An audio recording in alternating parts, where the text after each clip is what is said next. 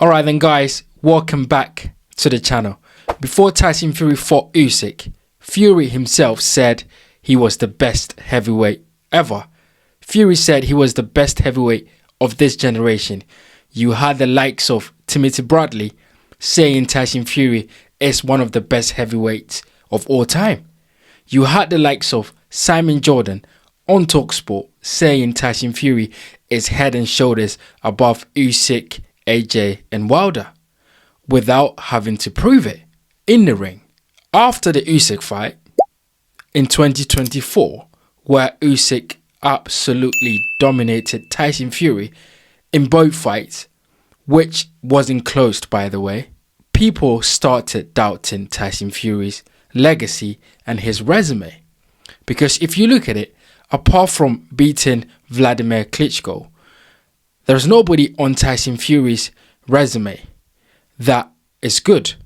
Yes, those Deontay Wilder fights were entertaining and they were great fights because styles make fight.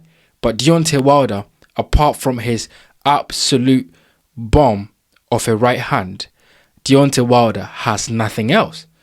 So beating Deontay Wilder is not one of the best wins on Tyson Fury's legacy or his resume. Vladimir Klitschko was a very good win because Klitschko is a top 20 heavyweight or maybe a top 25 if you make the list. So that's a very, very good win. But apart from that, there's no fight on Tyson Fury's resume to say that he is the best of this generation or he's the best of all time. That was ridiculous, right? So the question I'm asking is, can Tyson Fury do anything to redeem his legacy or to bolster his resume? And the way I see things in terms of resume and, fighters sort of proving themselves, I don't look at resume as fights that fighters have fought, that they've won. I look at resume as the fighters that they've taken, because styles makes fight. So whether you've won the fight or you haven't won it, you've still taken that fight. For example, Muhammad Ali fought Ken Norton 3 times. And in all 3 fights, people thought Ken Norton won that fight. And if you look at it, Ken Norton landed more. Ken Norton landed the better shots. But Muhammad Ali got the decision on the judges' scorecards. Muhammad Ali has a lot of respect because of the fighters he fought and the challenges he took and the resume he built. And even though there's a blemish on the Ken Norton win, it is still a win that people respect. So that's how I view resumes, the fights that fighters take and the challenges that they take. So with Tyson Fury, if he cares about his legacy, right, and he wants to do something about it, I want to put this question to you guys. What fights do Tyson Fury have to take and win for people to say, actually, this is good, this is making his resume better? Get in the comment section and let me know what fights you think Tyson Fury needs to take and win and look good in to bolster his resume. For me, I think the Joshua fight is number 1. He needs to take that Joshua fight. Tyson Fury claiming that he's retired after Joshua called him out is just nonsense. I know that he's not retired. He's just playing games. He's going to come back. But if he comes back, he needs to take that Joshua fight. Although I think that Joshua fight is not an important fight in terms of there is no belt on the line. It is, however, a legacy fight for both fighters. It is, however, the biggest fight in British boxing history. It is, however, a big fight in terms of, commercial notoriety. So that fight, Fury needs to come and take that fight. And Fury needs to absolutely demolish AJ. The thing Fury has been saying about AJ is that AJ is a bodybuilder. He's no good. He's not a good boxer. He beats him. So Fury needs to get in there and prove that he can beat Joshua. Not get in there and fight a boring 12-round fight. Fury needs to get in there and bash Joshua up.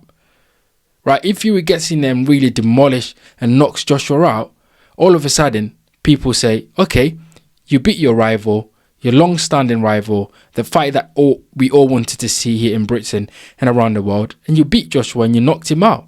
And that's a good win. And then second, between Daniel Dubois and Joseph Parker, whoever wins that fight, Fury needs to take that fight and he needs to do a job on whoever.